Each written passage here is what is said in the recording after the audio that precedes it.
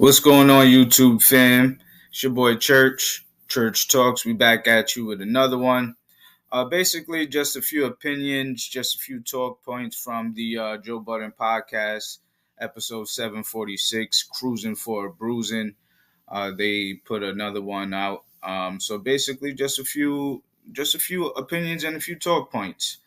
Um, they started out by basically, they were tracking stat. Or Joe stated that he was tracking stats from the last couple of pods.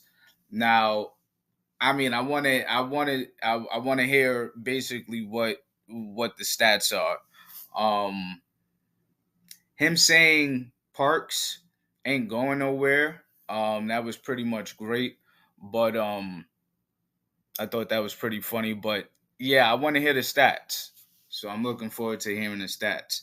Now, Ice put it out there that he was asked to dial it back. So in one of the previous videos, I was right. They did have a dinner and he was kind of quiet for a reason. So I was kind of right on that one. Um, Shout out to me for being right. And shout out to you if you was thinking the same thing. Um, that's the way that love goes on the open was a good vibe. It was definitely a nice little vibe. Um they have a recurring guest, Mark Lamont Hill. Now, Mark Lamont Hill, I immediately questioned myself. I was like, are these guys running out of guests? I mean, me personally, I don't like the recurring guests, but Um, the reason is I think that they're way too big of a podcast to continue to keep on having the same guests. But I'll get to that a little bit later on. Um, Joe adding Mark in on Flip and Mel's intro drop was hilarious. But it was even funnier because Flip he had to check Joe on doing that. And I mean Flip was like, chill, don't add Mark on the back of the drop. Chill, don't do that. So the fact that he checked him, it was even funnier. Um Analytics on the pod is wild. So basically he he went into it a little bit. He said speaking less than 3 minutes total pod time and speaking less than 2 minutes on the pod. Um, the only person that I can say that's exempt is Parks. Corey's not a pod member, so he's not included. But speaking less than 3 minutes total on a pod is insane. And yeah, you got to put it out there. I mean, you can't. I mean, you can do whatever you want, but just to sprinkle it, you got to put it out there. But anyway, Flip saying once I triple it up, I'm out was hilarious. Then Joe went on and said, "You might be out of here sooner than that." Great narrative that they have going on right there. Um, Keeps the show going. Um, my ex is still powerful line. Oh yeah, so yeah. Mel started saying how powerful Drake was in Canada, and Joe um, started playing around and said, "Yeah, my ex is still powerful." That was pretty funny. Basically, the next take is Joe calling them buns because um, he's not scared to talk on the show. Pretty much saying that they're scared to talk on the show. So he's calling the crew members buns. Is Joe acting up in front of Mark Lamont Hill? It's interesting. Pause, Joe. Juicing up Pac and Biggie's beef is crazy. Pause on that. Pause on me for even saying that, for repeating it. Uh, Joe calling his crew buns because they cannot articulate what they want to say on certain topics is a great example of diabolical Joe. What else do we talk about when they don't want to talk on my talk show? You can go right back to that. So next take is basically a great job on Joe cleaning up Mark Lamont Hill's take on Drake's team's view of the beef. He cleaned it up, got it right out of there, steered the conversation accordingly, which is again another display, in my opinion, on how Joe is able to run and produce a show. Um, we'll leave that there. So basically, the next take, Joe is back talking about the Tommy Rich song briefly again. I think it's growing on him. I don't know who hates their hate song a little bit more, him or Tony Baker, but Joe definitely does not like the Tommy Rich song. Um, Next take, Ice take on him. Oh, Ice's take on him not knowing if they not like us is above back to back is, in my opinion, a bit of a wild take.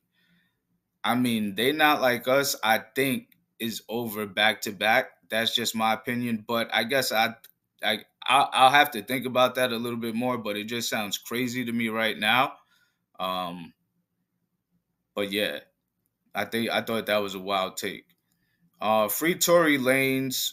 Tory Lanez is in jail. Um, and then Meg is up promoting for Kamala Harris. So, uh, the whole situation just seems like nasty work. And again, free Tory Lanez. Um, Mark Lamont Hill's his takes, in my opinion, they're like 0 for 3 right now, but that's just my opinion. Um, we're just gonna keep on watching the show. I mean, his take was so bad, the crew got on him. They got on him, and he had to start explaining himself. Nonetheless, no matter which way you slice it, free Tory Lanez. Want to see him home. Next take is they are spending a lot of time on this Tory situation. And I see why these pods that he puts out and produces are over 3 hours. I mean, they drag conversations that don't necessarily need to be dragged. Um, Him exposing the girl who got immunity, uh, jumping in his DM after the first time they spoke about it was definitely some spilled tea. Um, I was like, whoa, okay. Y'all can go ahead and get Mark Lamont Hill up out of here. One thing I do know, that was one take, basically on that, on that whole Tory Lane situation. Uh, the next take is basically one thing I do know is, did Ish pay Joe yet? Um, we all know that he's not going to make the weight. Did he pay Joe yet? I can't wait for all of that to go down, and we're waiting.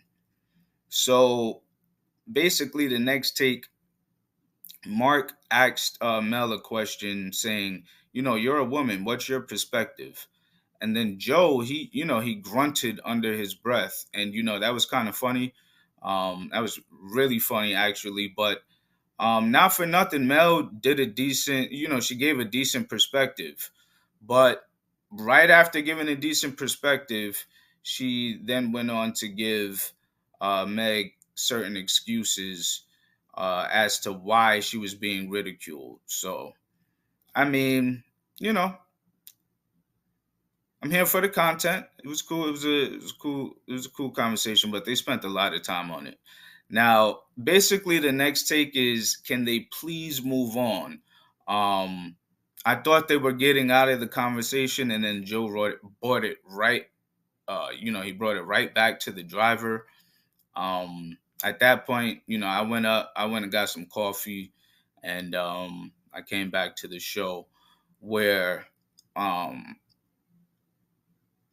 basically when I came back to the show, Mel was trying to cook. I mean, I'd be all for her trying to cook if it if it was on a topic that I wanted to hear about. But at that point, I was overhearing about the situation, so I wasn't really paying too much attention on Mel cooking. But when I came back, Mel was trying to cook.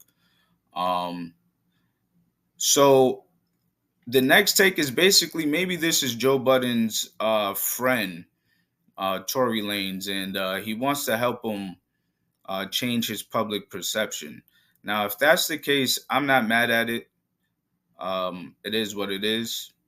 You're free to do what you want with your own platform, obviously. So, I mean, and again, if that's the case, shout out to Joe for spending this time on it. Now, for Joe to close this out with saying, stop having relations with girls that are mid. I mean, to say a lot of bad things happen to a lot of black men for messing around with girls that are mid is again diabolical Joe, because they spent all that time and then he pretty much closed out the story stating don't mess with the mid or things will happen. So that was diabolical Joe at his finest. I think Joe, in my opinion, and this is just a review, this is just an opinion of the show. I think Joe needs to probably better prepare his guests with the itinerary or agenda of the pod so that it's a better entertainment connection with the viewer. Um, that was a particular take, but then that particular take kind of changed later on in the episode. You'll hear why. Uh, Basically, the next take is I think most people feel how Mel felt about the comic book topic.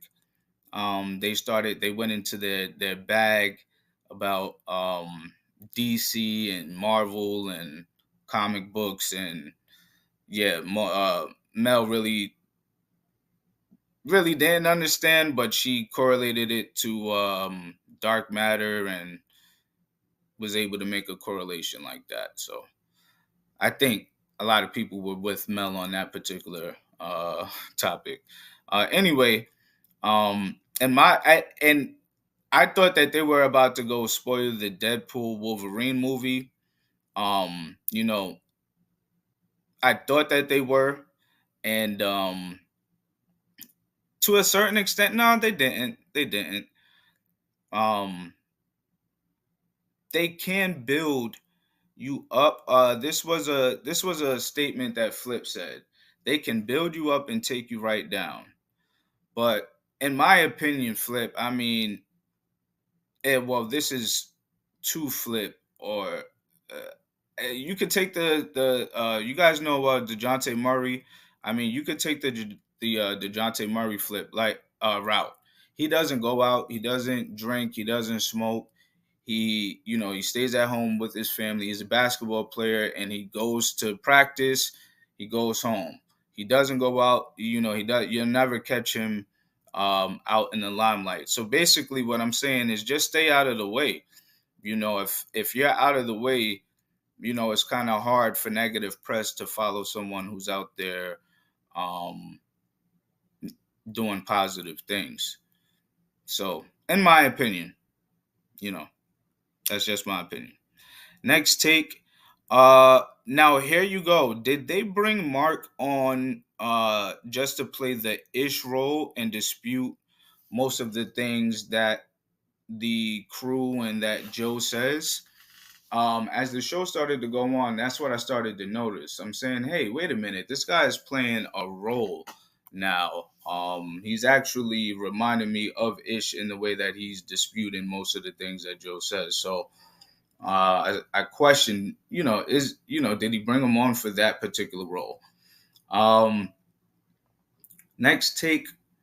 Mark Lamont Hill said, "I believe all women that are telling the truth." Um, Joe asked him, "Do you believe all women?" And he said, "I believe all women that are telling the truth." Now, I mean, how do you know when someone's telling the truth or not? So that's just my opinion. So far with the episode, I'm going to give it about a 7 out of 10 on the entertainment value. It's a cloudy day, so it's a little cloudy in the background. Um, you know, I'm not gonna say I expect more from Joe and the crew, but we all have our days. I'm still watching, and I'm still entertained. But I give it about a 7.5 right now. I'm saying this um, at an hour and 11 minutes in, so that's where we're at as far as the rating. Just from a guy who enjoys the show. Next take. Me leaving situations. Oh yeah, so I like that. He's giving advice to young men that do watch the show. He basically just said sometimes the best thing to do is just to leave situations. Now I can speak from experience in some certain circumstances. Me leaving situations has probably been the best thing that I've done. In particular certain circumstances. So yes, I do agree with that, and I do like the fact that he's giving out advice to the young men on the pod. Next take, I think we all knew who Ice was talking about when he stated that we have a friend who messed with a crazy girl. Everybody knew exactly who they, what friend that was messing with the crazy girl, and I think y'all know too. Go ahead and check out the episode. But basically, as a man, this is my personal take, but as a man, Toxic Buns is the best buns on the street, and Toxic Sex is amazing, but you just got to be ready to deal with what comes from that situation, whatever that situation may be. So when he played Another One Bites the Dust, this is the next take. I thought he was talking about another podcast going down, but he was actually talking about the Neptune Diner in Astoria. Shout out to the Neptune Diner. Next take. I definitely see the play Joe played here. He knew Ish was going. He knew Ish wasn't going to be around, so he hit Mark Lamont Hill up. And as soon as he found out Ish was going to be on vacation, um, you know, he basically was like, yeah, no, we need to get Mark Lamont Hill up here. So it's just a play that he worked up a while back, being on display now. But I like my JBP pod with I like my JBP with fresh topics and fresh plays. The day before plays. I don't know. I guess I'm a spoiled Joe Button um, fan. I guess. So anyway, moving forward. Joe asking if John McCain is alive. I didn't know whether to take him serious or not. I'll leave that there. If Trump gets elected, if he does, what's your guys bet on the amount of people who get fired within the first year of the administration? Whatever that number is, I'm taking the over. I don't know if you guys know, but there was a show, The Apprentice. I mean, the man loves firing people. He had the main quote on the show is "You're fired." So um, basically, I'm taking the over on whatever that number is, but should be entertaining. It should be interesting if that were to happen. But there's a lot of things that is scary about that whole situation. I mean, I wouldn't be surprised if Trump tried to make himself a king in America. Again, that's if he wins, if he were to win. Um, I think Flip revealed a lot when he asked Mark Lamont Hill, "Do you think there is anything Trump can do that's positive for the country?" I think he revealed a lot when he asked that question. Um, Now this one is interesting because this is something that I touched back on on a previous episode, but when Mark Lamont Hill was making his point about Amber Rose and how he thinks she's not selling out, but that she's really that she's just really wrong, which was actually a really good point. I mean, he stated the analogy that he could explain to Joe why Philly is a better squad than the Knicks. Now, Joe interrupted him in the middle of that analogy and said that no, you can't do that. You cannot explain to me how Philly is going to be better than the Knicks. Now, going back to what I was saying in a previous episode, we're going to have to deal with this unrealistic Knick fan syndrome. I'm telling y'all right now, get for it as soon as the basketball season gets closer. But this is going to get a lot worse. This is what I'm saying in as the episode is going on, and they said that they was getting season tickets, so I'm pretty sure that Joe and the squad is going to be at a few games, for sure. And just get ready for all of this unrealistic Nick fan syndrome. All right, it is what it is. Now, with that being said, I'm still waiting on the analytics from the pod. Um, they touched on it a little bit, but they didn't really get into it. I'm still waiting on. They dragged out that conversation, that whole other conversation with Tori. They could have been talking about the analytics, but I'm still waiting on it. So, where we at with it? But anyway, let's move forward. For Mel to be from Canada, she sure knows how to get in her politics bag. I mean, she's well versed in politics, and she knows how to get in that bag. Joe briefly touched on Ish, and he basically left that alone. Pretty funny. Um, them as a pod, them covering Vlad, that's kind of a shocker to me. Joe threw it in there, and he basically just took a back seat. I mean, all of Flip was very uh, adamant about his points, and Mark Lamont Hill was also very adamant about his points as well. But um, he also stated that Vlad he wasn't a sophisticated thinker, and that was pretty funny. Now, what I will say is that I think that the Bronny James hate talk should not be allowed. And me personally, I do think that we need more nepotism in our community. That's just my stance, and I'm standing on my square on that one. The crew, the cast members, they were going in on Mark Lamont Hill for him hating on Bronny. Now, him saying that Bronny should go play in Latvia, yo, that was crazy. That was mad funny. But in my opinion, Bronny's jersey sales, they're going to be pretty awesome no matter how much he plays or how well he plays. So with that being said, there was a question whether Bronny wanted to be in the NBA or not. I definitely think he did want to be in the NBA. If he didn't, he wouldn't be there. But that's my opinion. Um, and then, of course, I was right. Here we go. We're going back into this unrealistic Nick fan syndrome. Now, Joe was willing to put up anything without even hearing it.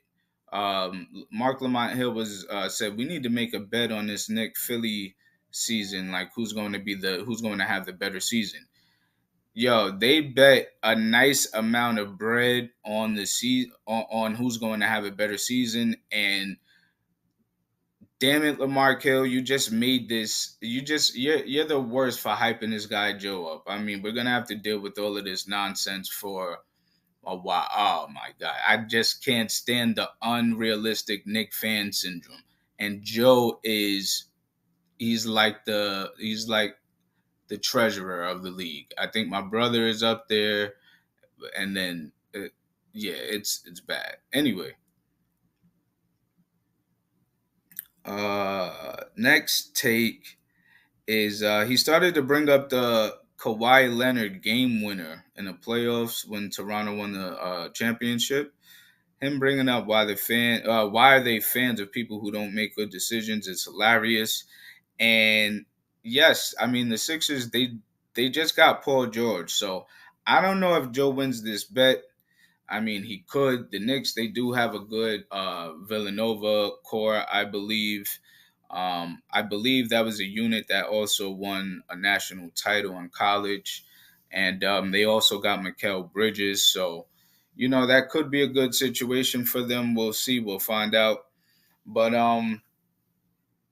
basically, one of the few of the last takes is Mel hating on Ish and Joe's $1,000 bet after hearing the amount of uh, Joe's and Mark Lamont Hill's bet. That was pretty funny. She started hating on it. She was like, "Yeah, nobody cares about a little $1,000 bet." So they started, going into the RIP shout outs, and they started going into all of that. So um, I'm basically about to sign out. um, I don't believe we are doomed as a society, as Flip stated. And that was basically where I was, just getting up out of there. And I kind of want to just watch the rest of it to see if they're going to give us the analytics on the last couple of pods and the talk time. So I'll probably just watch the end of that. And if I do see anything, then I'll throw that in the next video. But if not, that is it. That is all for right now. Thank you if you guys are still watching. Before we get out of here, why don't you guys go check out manhattangray.com. Go get yourself a nice little care package. If you have dry hair, or if you need to hydrate your hair, if you just want to add a little bit of shine to your hair, go ahead and support a black-owned business. You'll get 20% off on your first order. Don't forget to let them know that Church sent you. And do me a favor, comment, like, or subscribe. That's it. That's all for now. And remember one thing, Church Takes has the best takes. We are out.